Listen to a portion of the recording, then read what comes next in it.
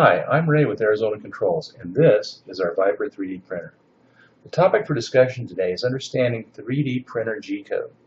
G-code is comprised of machine instructions used in CNC machines. 3D printers use a modified version of this code that has been tailored for the functions of a 3D printer. This video is meant to explain the basic structure of a 3D printer G-code file.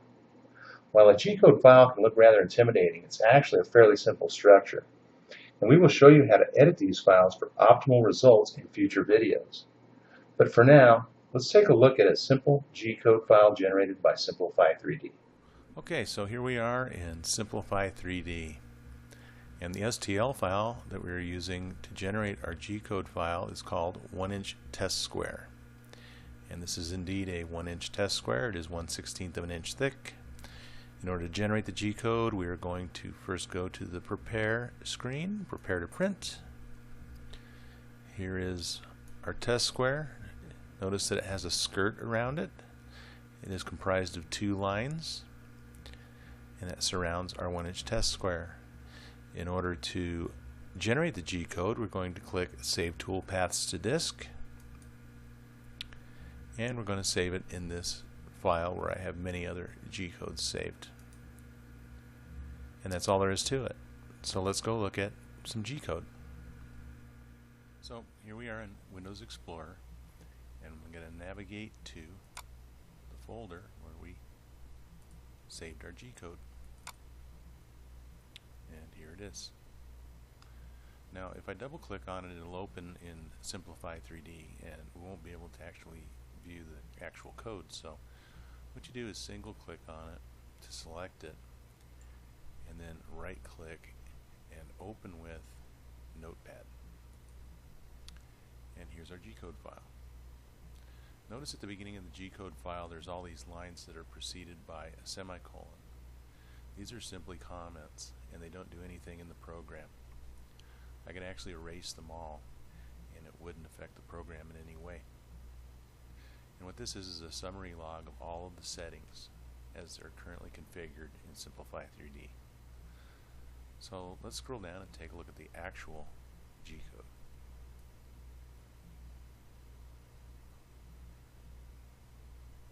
And there's a lot of settings.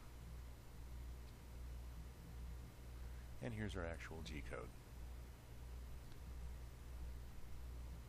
Like most computer programs, G-code executes left to right, top to bottom.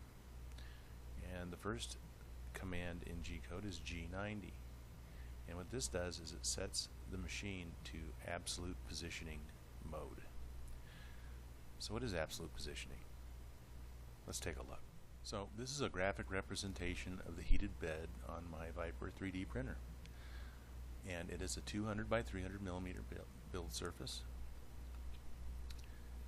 And the way the coordinates work is this is x0 and this is x-axis 200 millimeters. And the x-axis moves left to right and right to left. The y-axis moves front to back, back to front. Y0 is at the front, 300 millimeters at the back. So the way absolute positioning works is when the machine is set to absolute positioning, it's looking for an origin of 0, 0, which is right down here on the front left-hand corner. This is x0, y0. And so when it sends its position, when it finishes probing the bed, it's going to end up over here. And the first position command in the G-code is x85.5, y132.58.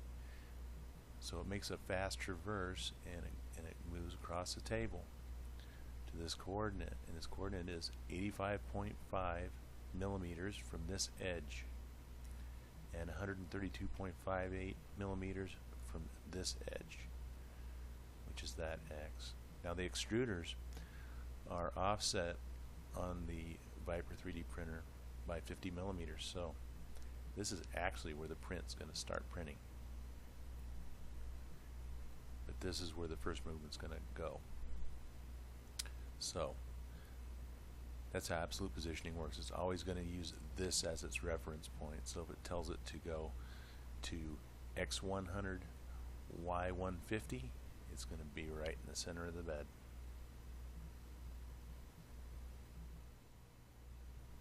Okay, so we're back at our G code. Let's look at the next line, which is M82. M82 sets the extruder by itself to absolute positioning. Now you might ask yourself, why does M82 need to be there for the extruder alone, since we already have a G90 that set the machine to absolute coordinates? Well, the extruder is hanging in midair, so it can't use the front left corner of the bed as an origin, because it's just got a gear that's extruding filament.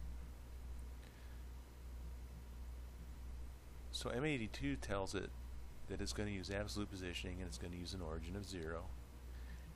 And this line of code, which we will see, and it reappears throughout the program, resets the extruder to a position of 0, and that becomes its origin. And then it just keeps using that over and over and over again. So that's how absolute positioning works for the extruder. The next line of code is M106S0, and what this does is it turns on the blower that cools the filament while you're printing.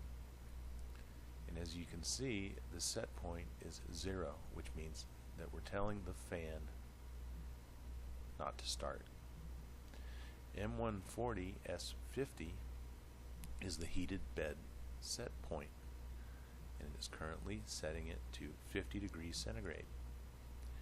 M190 tells the printer to wait until a set point of 50 is reached before moving to the next line of code. So the machine sits and waits until the heated bed heats up. M104S190 is the set point for tool 0. Tool 0 is extruder 1. M109S190 tells the machine to wait until the extruder gets up to temp and reaches the set point of 190 before moving to the next line of code. G28 is an auto home command and tells the machine that once all of these are satisfied, all these parameters are satisfied, home the machine. Then, after the machine is homed, it moves to G29, which is auto leveling, which means that since this is a dual extruder machine, it's not going to use an auto leveling algorithm, but what it's going to do is it's going to go and probe all 4 corners of the bed. And you can watch on the smart controller and see that the bed is level. G92E0 we already discussed. It's resetting the extruder origin to 0. G1E-4 F3000 is an absolute movement, and this is the first real movement of the machine after the auto leveling and home positioning. And what this does is it pulls back 4 millimeters of filament into the extruder, and that keeps it from stringing and oozing. So it pulls back 4 millimeters of filament at a feed rate of 3,000 millimeters per minute. G1 Z.3 F1000. The primary layer height as set up in Simplify 3D was 0.3 millimeters. This tells the machine to move the Z-axis to 0.3 millimeters above the bed at a feed rate of 1,000 millimeters per minute. T0 is a tool command which tells the machine that we are using tool 0 or extruder 1. And then we have some comments. This tool comment is saying that the primary layer height will be 0.3 and the width will be 0.48 millimeters. This comment tells us what is going to be printed. And the first thing that's going to be printed is the skirt, which is comprised of 2 lines around the perimeter of the actual test square. Here's our first movement from the back corner, right corner of the bed. It's a fast traverse, X85 by Y132. It's going to move diagonally across the bed and then stop at that position. Then it executes G1 E0 F900. And this is what you need to understand about this absolute positioning. E0 sounds like it's not really a move, but it is. The extruder is currently at -4 millimeters. What this tells it to do is to advance to 0. So it's actually going to move the filament 4 millimeters to the end of the nozzle at a feed rate of 900 millimeters per minute. Then once again, G92E0 sets the origin of the extruder to 0. And here's our print. Here's the first move to the corner where it's going to start printing the first line of the skirt at a feed rate of 1800 millimeters per minute.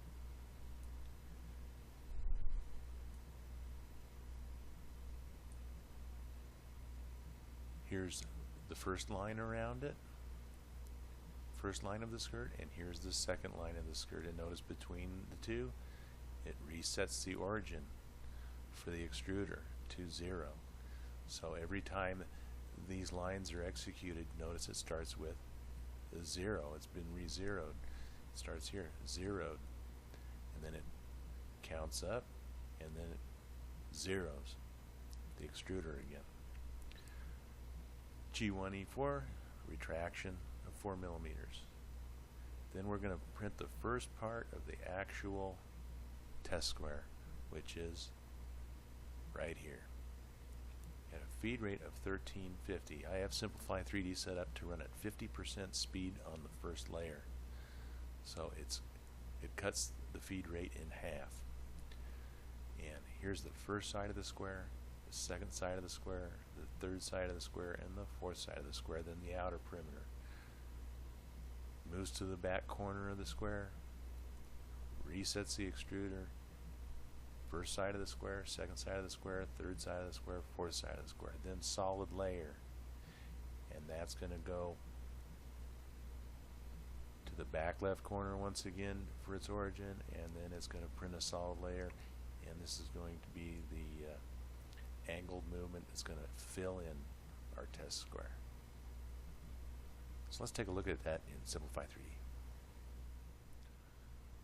So here we are back in Windows Explorer, and so what we're going to do in order to open Simplify 3D is we're going to double click on this G-code file, and the reason we're doing it this way is so that we actually, if we edited that G-code, we'd be able to see the changes.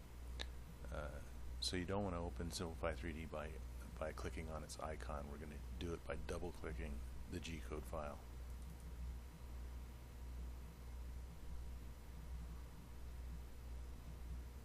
So here we are, and here's our test square. Now we're going to preview this using the line method. Slow it down a little bit. So here we go. Tool moves to the first position, and now it's printing the outline of the skirt and the second line of the skirt. To the back left corner, and here's our test square. Inner perimeter, outer perimeter, solid layer. And that's what we already previewed.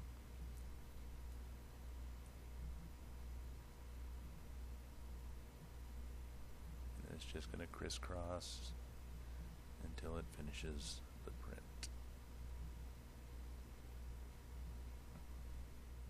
So here we are back at G-code. We're at layer 1. Here's the skirt that was printed. First line, second line, then the inner and outer perimeters, 4 sides of the square, 4 sides of the square, and then the solid layer. And as we go through each of the layers, what you're going to see is the only thing that really is going to change is the layer height and the direction of the solid layer. Everything else is going to be the same. And I chose this simple geometry to show that. So the first layer is at 0.3, the second layer is going to be at 0.6, third layer at 0.9, and so on. So let's take a look at that. We're going to go to Edit, Find, Layer 2. And here we see the same thing, except for there's no skirt.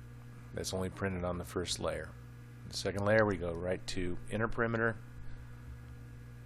4 sides of the square, 4 sides of the square. Our layer height is changed from 0.3 to 0.6 as it should.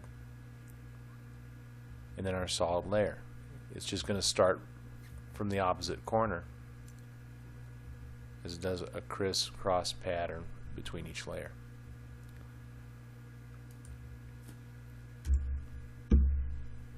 Layer 3, once again, same thing. Retract 4 millimeters, go back to 0 or move forward 4 millimeters. Layer height 0.9, 3 times what it should be from the start, which was 0.3, so 0.3 times 3 is 0.9, and solid layer is just going to start from the opposite corner once again.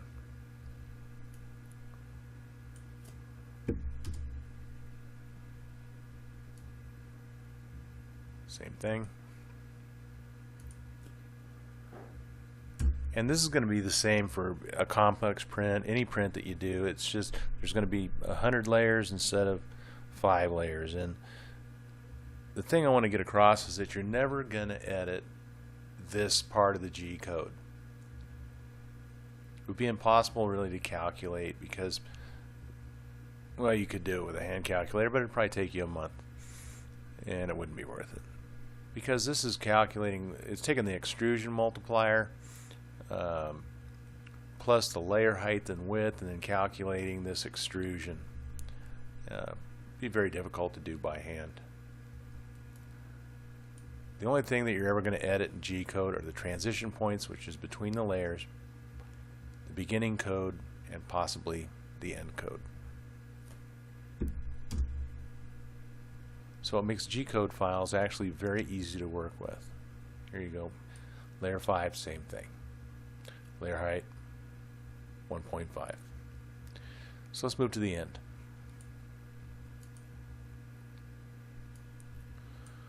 Here at the end, when the print finishes, the extruder is going to once again retract 4 millimeters, and it's going to stay in that retracted state. So the next time you start a print, your extruder is going to be sitting at minus 4 millimeters.